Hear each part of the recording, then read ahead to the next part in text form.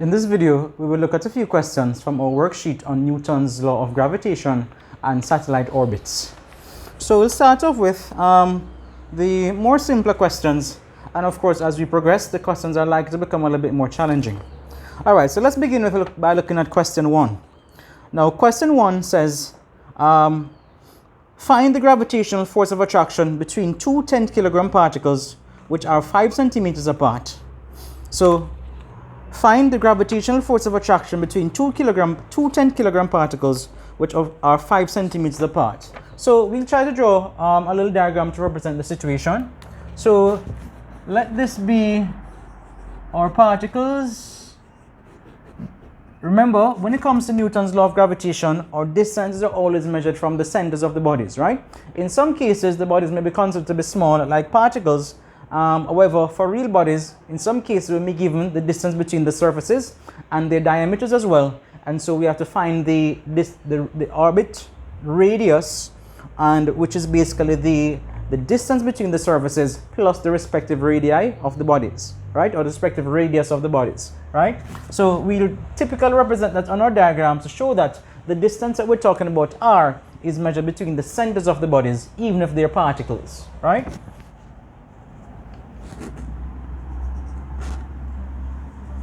So these are our particles, and they're separated by a distance of 5 centimeters.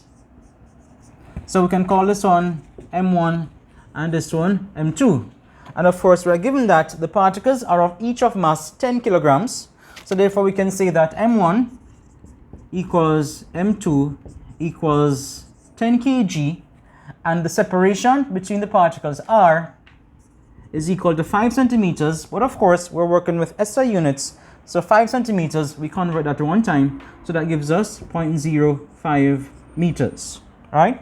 Now, according to Newton's law of gravitation, the force between particles is directly proportional to the product of their masses and inversely proportional to the square of their distances apart, and of course is given by the equation F is equal to G M1 M2 over R squared, where of course G is a universal gravitational constant which has the value 6.67 times 10 to the minus 11 Newton meter squared per kilogram, right? Squared. Newton meter squared per kilogram squared. So throughout our look at these questions, we'll be using this value of G. So simply substituting the values into our equation, we get that F is equal to 6.67 times 10 to the minus 11 times 10 times 10 once more divided by 0.05 squared, right? And this gives us approximately 2.67 times 10 to the minus 6 newtons, right? So this would be the force of attraction between these two particles. Of course, this is not a large force by any stretch of the imagination, because of course we're talking about particles, and unless one of the bodies is of the size of a planet, typically the force of attraction between them is not very large, it's not significant. Right? So that was question 1. Now let's look at question 2. Question 2 says, calculate the gravitational attraction force between A, the Earth and the Moon, given that the mass of the Earth is 6 times 10 to the 24 kilograms, the mass of the Moon is 0.012 times the mass of the Earth, and the orbital radius of the Moon is 3.8 times 10 to the 5 kilometers. So once again, we'll use a little diagram to represent the situation, and then of course we will proceed to do our calculation, right? So what we have here in this situation is that we have the Earth, and we have the Moon in an orbit around the Earth, and of course it's basically going to be a circular orbit. So in reality, these orbits are never perfectly circular, but for simplicity, we generally assume that they are as circular as possible, right? Oh Lord. Right, so something like that. So what we're told is that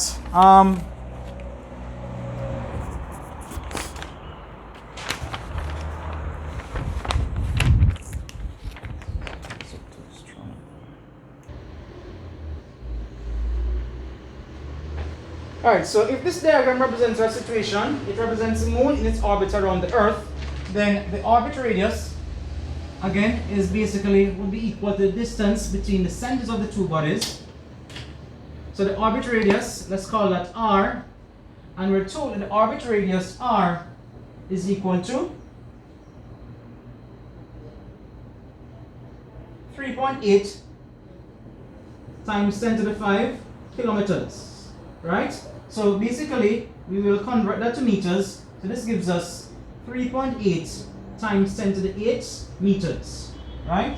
Now we're also told that the mass of the Earth is 6 times 10 to the 24 kilograms, right? So the mass of the Earth is 6 times 10 to the 24 kilograms. So the mass of the Earth, let's call that ME equals 6.0 times 10 to the 24 kg. And we're also given the mass of the moon in terms of the mass of the Earth. And so the mass of the moon, let's call that M, subscript M, is equal to we're told is equal to 0.12 times the mass of the Earth. Is that it? 0.012 rather. So this is 0.012 times the mass of the Earth, right? So if we were to multiply this by 0.012, then basically this would give us, so 6 times 0.012, that would give us 0.072 times 10 to 24 kgs. And so this would basically be the mass of the mass of the moon, 0.072 times 10 to the 24 kilograms, right? And they want us to find the force of attraction, or the gravitational force of attraction, between the Earth and the moon. So once again, we're going to be using Newton's law of gravitation, and so what we get is that F is equal to G, the mass of the Earth, times the mass of the moon, divided by the orbit radius squared, right? So this gives us F equals 6.67 times 10 to the minus 11 times 6.0 times 10 to the 24, right? And then that we multiply by the mass of the Earth, which of course is equal to 0.072 times 10 to the 24, or it's the same thing as 6 times 10 to the 24 squared, and then of course we multiply that by 0.012. That's the same thing basically, right? And so we're dividing now by the orbit radius, which is equal to 3.8 times 10 to the 8 squared. This is 3.8 times 10 to the 8 squared, and that should give us the gravitational force of attraction between the Earth and the moon.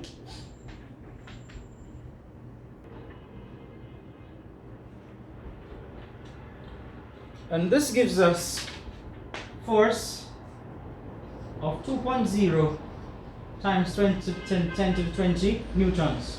So this basically is the gravitational force of attraction between the Earth and the moon. Right, so that was part A of question 2. Now let's move on to part B of question 2.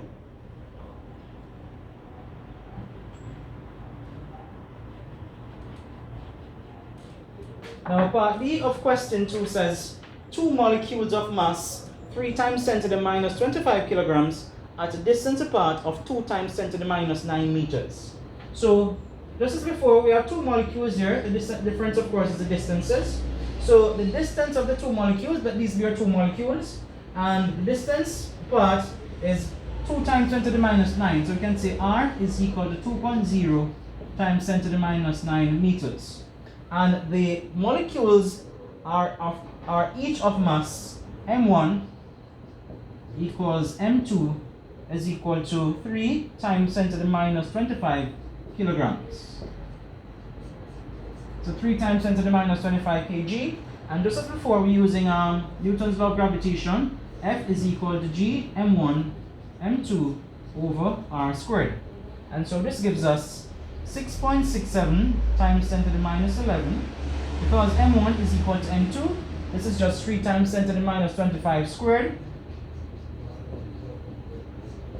And all of this is being divided by the R, the distance R, which is 2 times 10 to the minus 9. And that of course is the squared.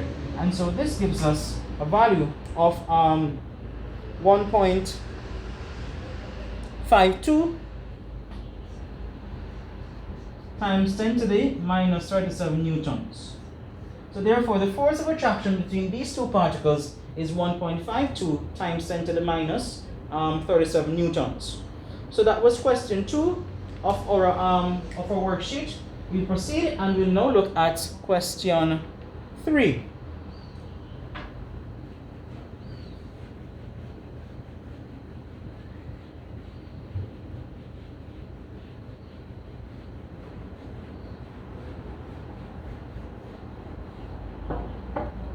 So question 3 says, 3 particles A, B, and C having masses 0.5 kilograms, 0.1 kilograms, and 0.75 kilograms respectively lie along a straight line separated from each other by distances 0.3 meters and 0.15 meters respectively.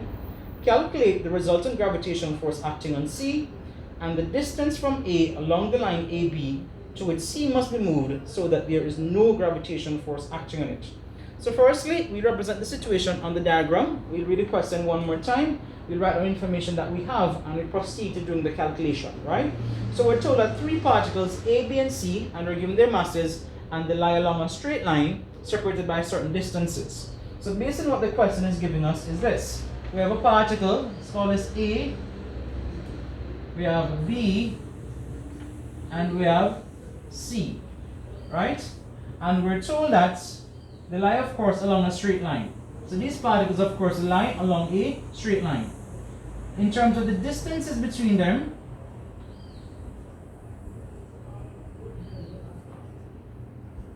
so this is a straight line that the particles lie along, right? So the particles lie along the straight line. Good. So the distance between A and B is 0.3 meters. So this right here is 0.3 meters. And the distance between particles B and C is 0.15 meters. So this therefore obviously would mean that the distance between A and C would be 0.45 meters. Now we're asked to find the magnitude of the resultant force acting on C. Now we know we're dealing with Newton's law of gravitation, and when it comes to Newton's law of gravitation, we're always dealing with attractive forces. So if there's a force acting on C, then there will be a force on C due to the particle B, and there will also be a force on C due to the particle A. So we can represent these. So we can say that basically there is a force on C due to A, and there is also a force on C due to B. And the lights of these arrows, of course, are not indicative of the magnitude of these forces, right? I'm just using them to show the direction of the forces. Good? So there's a force on C due to A, and there's a force on C due to B, because again, we're talking about Newton's law of gravitation, and the forces between these masses is always attractive. So therefore, what we saw is that these two forces acting on C will be acting in the same direction, and therefore the resultant force acting on C will be the sum of these two forces, right? Now in terms of the masses, we're given that the mass of A equals 0.5 kilograms. The mass of B, MB, is equal to 0.1 kilogram. And the mass of C, MC, that is equal to 0.75 kilograms. So I'll just write it down here. So the mass of C, MC, is equal to 0.75 kgs. I think it's time for this marker to change.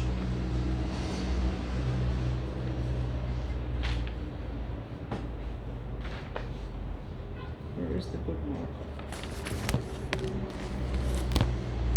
Right, so we want to find the resultant gravitational force acting on C. So what we must do is to find the force on C due to the particle A, and we must find the force on C due to particle B. And as you can see from the diagram, these two forces are acting in the same direction, and therefore the resultant force on C will be equal to the sum of these two forces, right? So by Newton's law of gravitation, we can say the force on C due to B is equal to G times the mass of C times the mass of B divided by the distance R CB squared, right? Just use a perspective symbols to know that we're dealing with the force on C due to B. So this will give us 6 times the 6.67 times 10 to the minus 11 times the mass of C, which is 0.75, times the mass of A, which is 0.5, sorry, not B, not A, but the mass of B rather, which is 0.1, and that will be divided by the distance between B and C, which is 0.15, and that is going to be squared. So this is 0.15 squared. And what does this give us? So that gives us a value of 2.22 times 10 to the minus 10 newtons.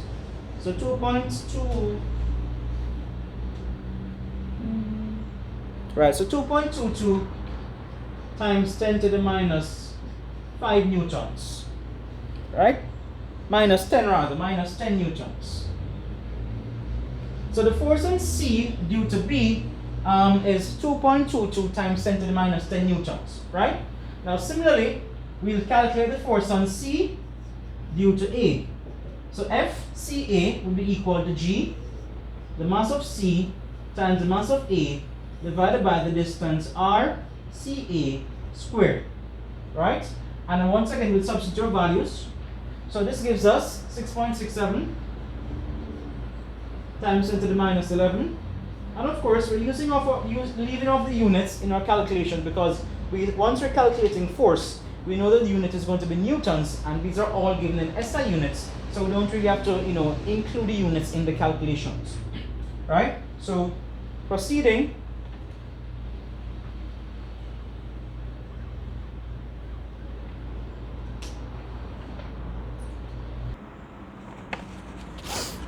All right, so continuing. So we have G times the mass of C times the mass of A, which of course is mass of C is 0.75 and the mass of A is 0.5, and the distance between A and C, as can be seen from the diagram, will be 0.30 plus 0.15, which is 0.45 meters. So this is 0.45 squared, and this will give us 1.24 times 10 to the minus 10 newtons. And therefore we can say that the resultant force on C, let's write it here, the resultant force on C is equal to the force on C due to B plus the force on C due to A. And so this gives us 2.22 times 10 to the minus 10 plus 1.24 times 10 to the minus 10. So this gives us 3.46 times 10 to the minus 10 newtons, right? So 3.46 times 10 to the minus 10 newtons. And of course, we know the force is going to be attractive. So basically, it will be to the left. So we can include the direction if we want. So 3.46 times 10 to the minus 10 newtons to the left, right? So that was part A of the question. Now, part B of the question says, they want us to find the distance from A along the line AB to which C must be moved so that there is no gravitational force acting on it. Now, once again, we know that the gravitational force between particles or between real bodies is always attractive. So if we have the particle C here and particle B and particle A, there will always be an attractive force on C due to B, and there will always be an attractive force on C due to A. So the forces on C, the resultant force on C will never be zero as long as C is to the right of B and A due to the attraction of B and the attraction of A. So therefore, what we're really asked to find is the distance along the line AB to which C must be moved so that the resultant force acting on it is equal to zero. Now, for this to happen, it basically means that C must be between A and B, and therefore the attractive force between A and C, pulling it in one direction, will be equal to the attractive force between B and C, pulling it in the opposite direction, and we therefore want to find that distance from A that C must be placed so the resultant force acting on it is equal to zero, right? So let's proceed.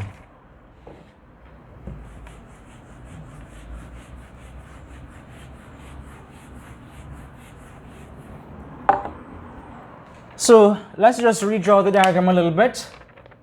So we still have our three particles.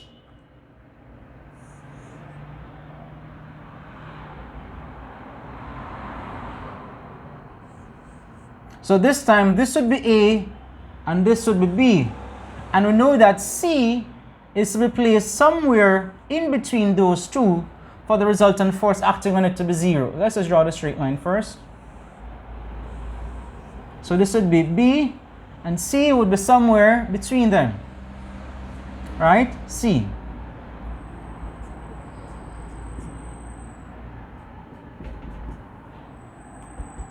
Now we know from before that the distance AB is 0.3 meters. So the distance AB is 0.3 meters. So because we're interested in the distance, that asks us to find the distance from A along the line AB. So we're going to call this distance that C is from A, let's call this distance X.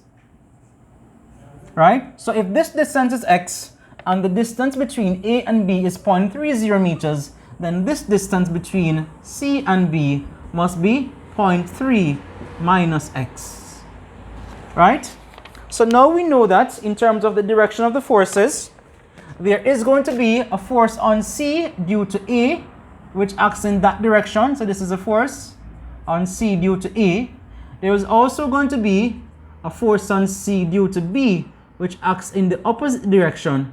And we therefore say that for the resultant force on C to be 0, then the magnitude of these two forces must be equal, right? So for the resultant force on C,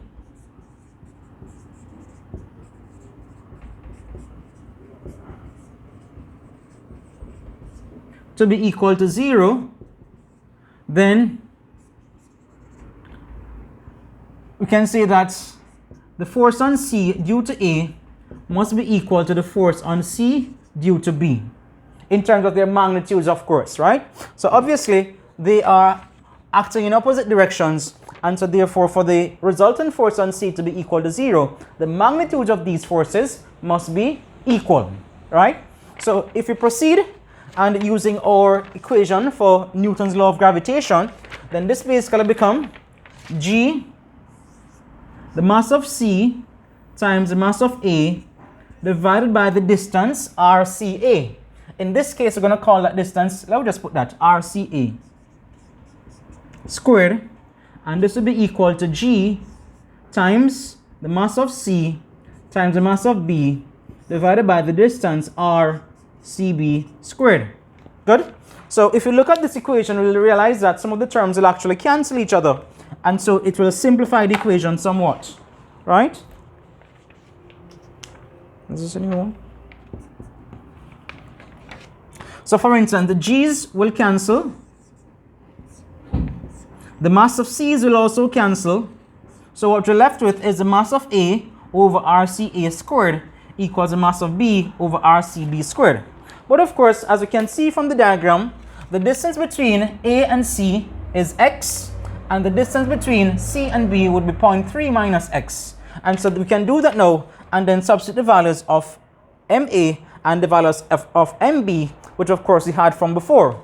So substituting the values right here, we get that 0.5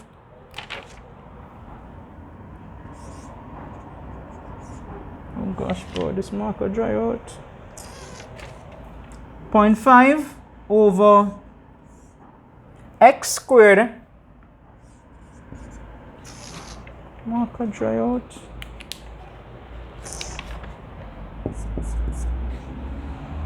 So 0.5 over X squared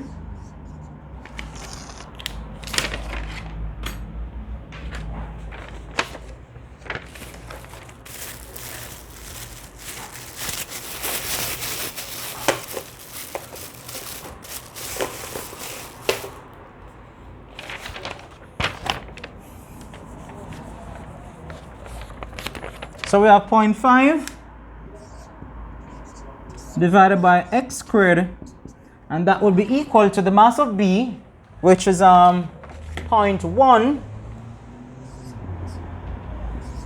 divided by 0.3 minus x all squared.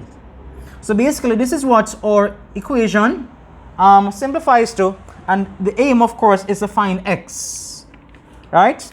So let's proceed and continue to finding x.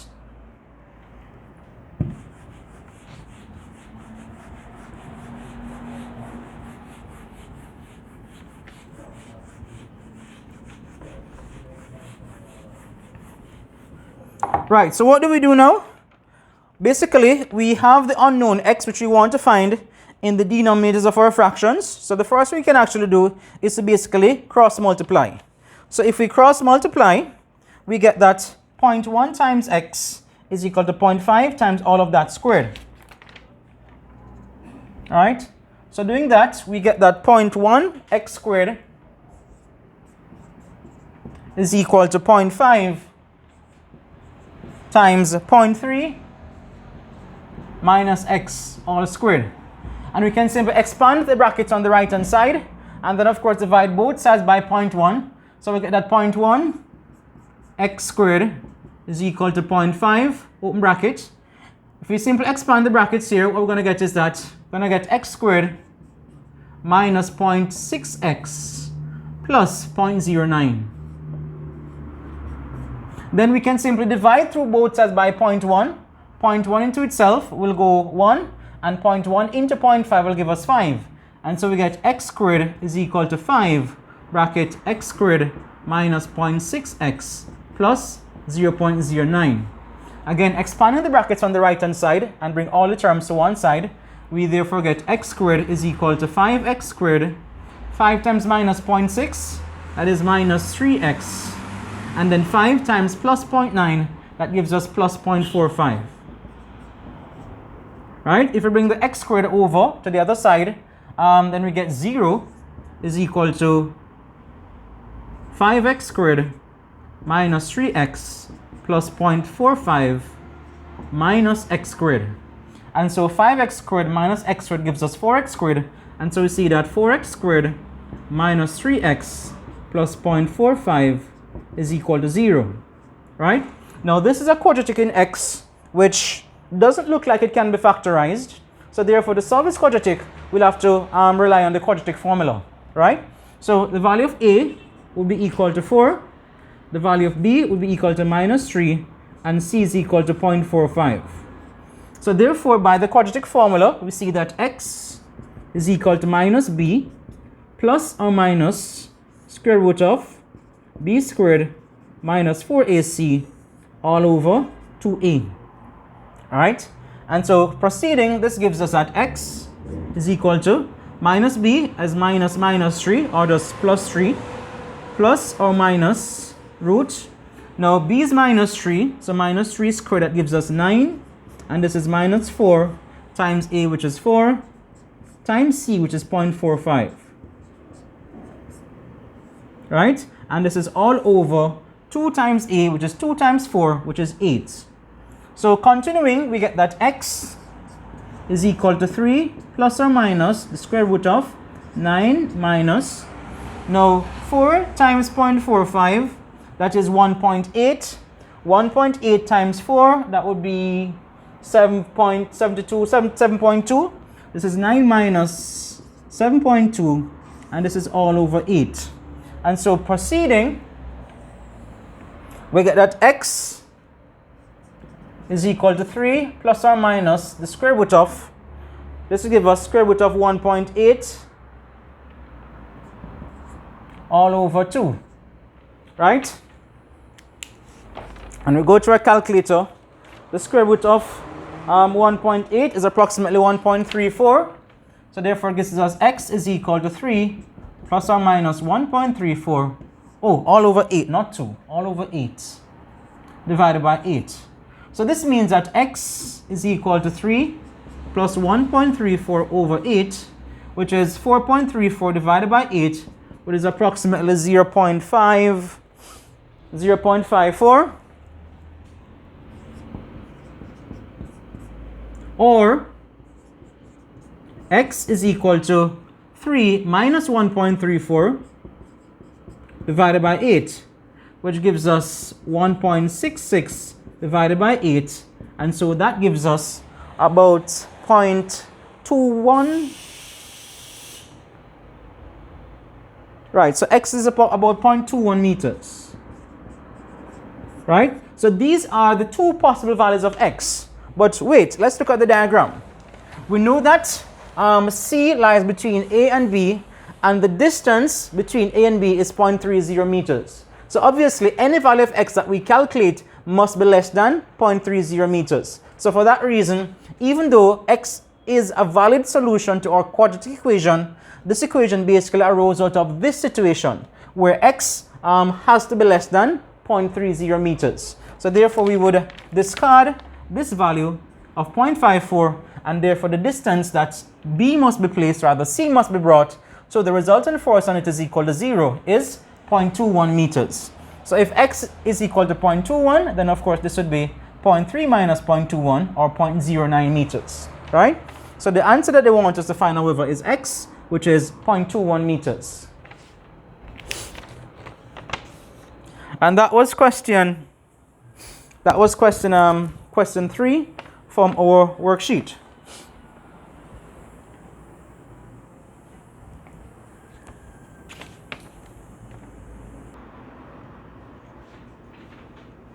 Alright, so this was question 3 from our tutorial, or worksheet rather. We will then move on to question 4.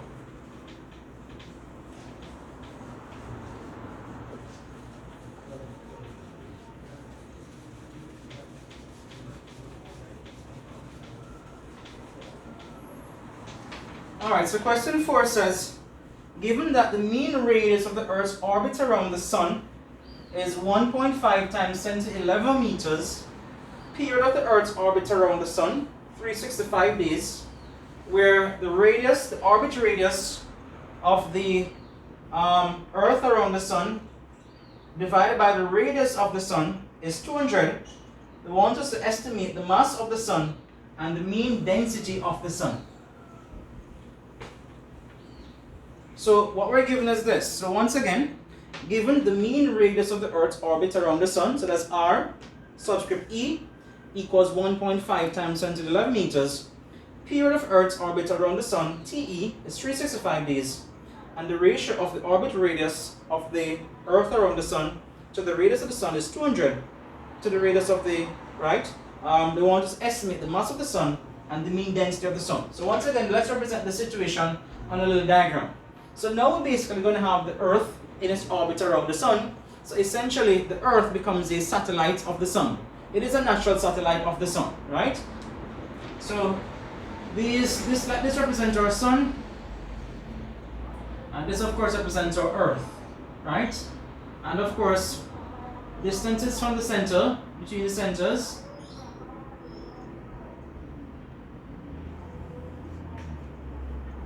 the orbit radius of the Earth around the Sun, we're told, is RE is equal to 1.5 times 10 to the 11 meters. Right? And we're also told that RE over R is equal to 200, where R is the radius of the Sun. So R is the Sun's radius. Right? And of course, we're given that the period of the Earth about the Sun, TE, is equal to 365 days. Right? And we're asked to find or to estimate the mass of the Sun. Right? Now, essentially what we have here is the Earth basically in its orbit around the Sun as a natural satellite of the Sun. So we try to represent the circular orbit, right? So that's basically what is taking place there, right? So because we're talking about satellites, then basically this means that Kepler's third law applies. According to Kepler's third law, T squared over R cubed is equal to 4 pi squared over gm, where m of course represents the mass of the mass of the planet being orbited by the satellite. And in this particular case, m represents the mass of the Sun, right? So basically, because we're interested in finding the m, we can basically go right ahead and to transpose our equation to make m the subject. So the first thing we will do is to basically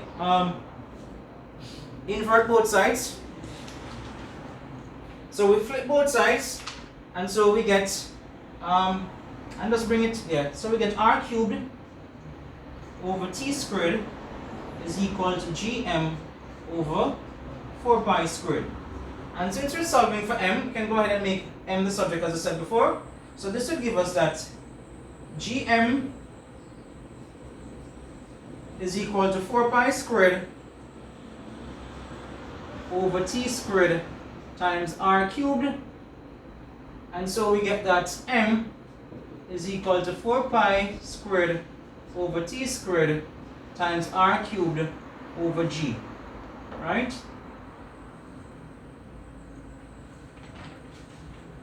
So this is basically 4 pi squared r cubed divided by t squared g, and that will basically give us the value for the mass of the sun, right? Now the period that we're given, time t, is in days, so naturally we'll have to convert that to seconds, right? So what we have is that t is equal to 365. So this will be 365 days. There are 24 hours in one day. This is 365 times 24. This will be the orbit period in hours. But of course, we want it in seconds. In each hour, there are 60 by 60 seconds. So there will be 60 minutes in an hour. This will be minutes. But because we want it in seconds, we have to multiply by 60 once more. And this gives us the orbit period in seconds as approximately 3.1536 times 10 to the 7 seconds, right? So that's orbit period, TE. So that will be the orbit period, TE, of the Earth in seconds, right? And we want to find the mass of the, or an estimate for the mass of the sun. So substituting these values into the equation, we get that, now let me see now. So R, remember, R of course represents the orbit radius of the satellite about the planet. So in this case, the orbit radius is equal to 1.5 times 10 to the 11.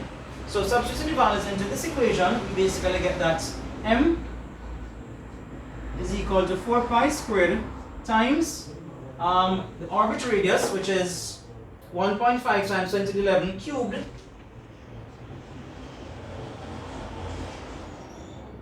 divided by t squared, which is 3.1536 times 10 to the 7, that is squared, and then of course that is also being multiplied by g, the value of which is 6.67 times 10 to the minus 11, right? Some large numbers that we're working with. So this therefore gives us that m is going to be equal to approximately 2 times 10 to the 30 kilograms. So the mass of the sun is equal to 2.0 times 10 to the 30 kilograms, right? So that's the mass of the sun there, 2.0 times 10 to the 30 kilograms. And that of course is part A of the question. The next part of the question basically asks us to estimate the mean density of the sun, right? So what have we calculated thus far which will allow us to determine the density of the sun? We have already calculated the mass of the sun, and if you remember, density is equal to mass divided by volume. So density is equal to mass divided by volume, and therefore this means that we'll need to calculate the volume of the sun, right? So in order to do that, we will basically say that, let's assume that the sun is perfectly spherical. It is a perfect sphere. So if the sun is a perfect sphere, then the volume of the sun, V, is equal to 4/3 pi r cubed, where r in this case of course represents the radius of the sun. So we're given, well, big R, let's just use big R. So is equal to r cubed. Good? Now we're given a relationship between the orbit radius of the Earth around the sun and the radius of the sun, right? And so we got that RE over R is equal to 200, which therefore means that the radius of the sun, R, would be equal to RE divided by 200. So therefore it means that the radius of the sun, we will now calculate that, is equal to the orbit radius of the Earth about the sun, or around the sun, equals 1.5 times 10 to the 11 meters divided by 200, which is the same thing as 2.0 times 10 to the 2. So 2 into 1.5, that is 0.75. And that is times 10 to the 11 minus 2, 10 to the 9. Right? So the radius of the sun, based on this information given, would be 0.75 times 10 to the 9, or we could write it as 7.5 times 10 to the 8 meters. Right? So same thing as 7.5 times 10 to the 8 meters. So having found that, we can now basically go ahead and substitute into a formula to get an approximation for the volume of the sun, from which we'll then proceed to finding the density. So therefore the volume of the sun, let's call it V, is equal to 4/3 times pi times 7.5 times 10 to the 8 cubed.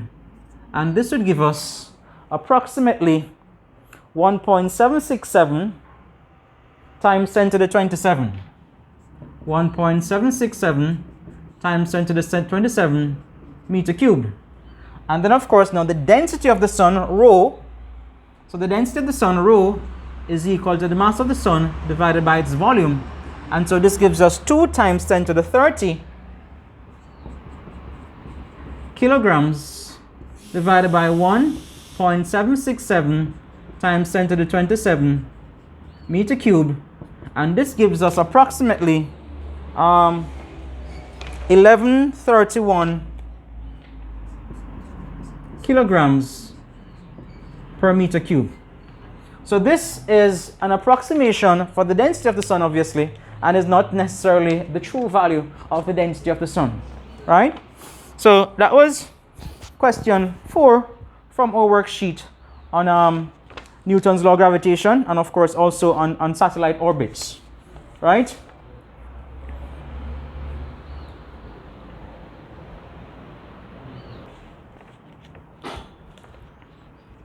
So the next question that we'll look at from our worksheet is question 6, which says calculate the orbital height above the Earth at which a communication satellite would have to be placed in order to have a period of 24 hours, right? So they want us to calculate the height, or the orbital height above the Earth at which a communication satellite would have to be placed in order to have a period of 24 hours. So if we try to represent the little situation, a little diagram, if we let this be our Earth, and we have a satellite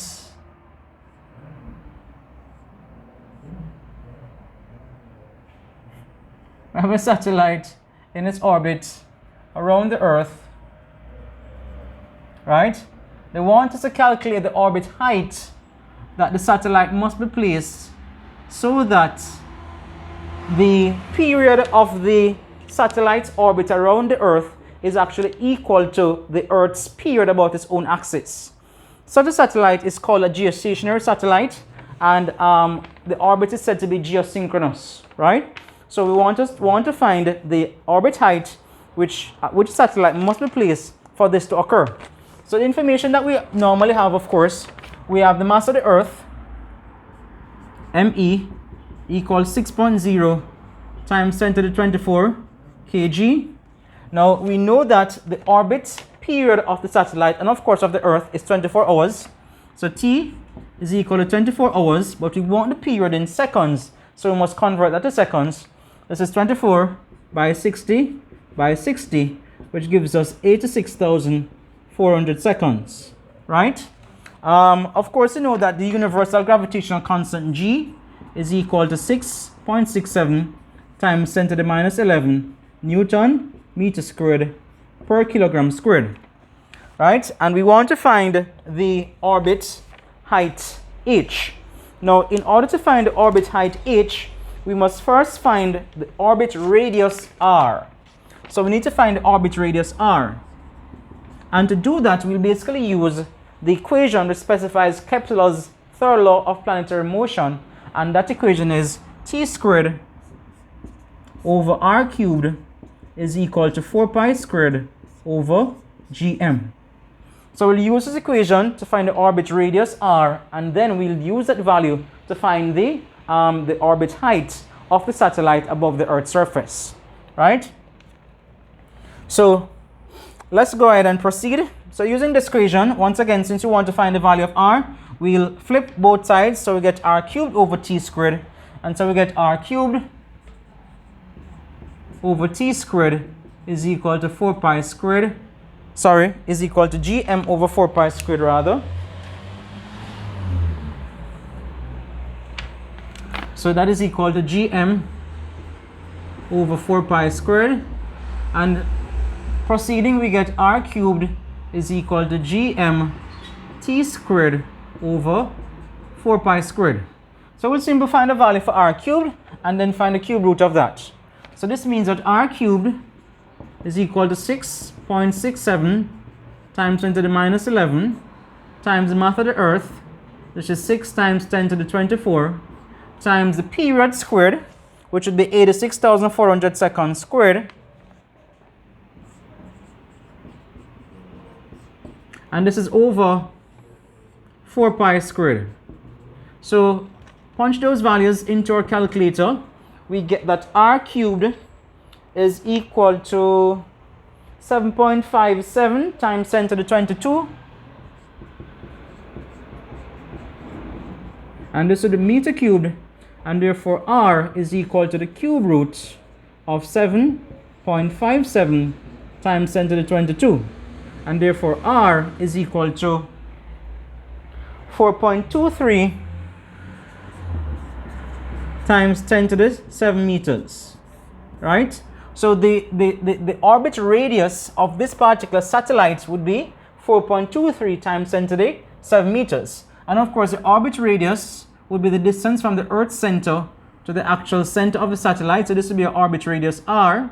And of course, the orbit radius r would be equal to the Earth's radius r plus the orbit height h, right? So we say that the orbit radius r is equal to the Earth's radius r plus h, and therefore h is equal to the orbit radius minus the Earth's radius, and this gives us 4.23 times 10 to the 7 meters minus 6.4 times 10 to the 6 meters, and so that approximately gives us 3.59 times 10 to the 7 meters. So in order for a satellite to have an orbit period equal to that of the Earth's rotation about its own axis, which is 24 hours, it must be placed at an approximate height of 3.59 times 10 to the 7 meters above the Earth.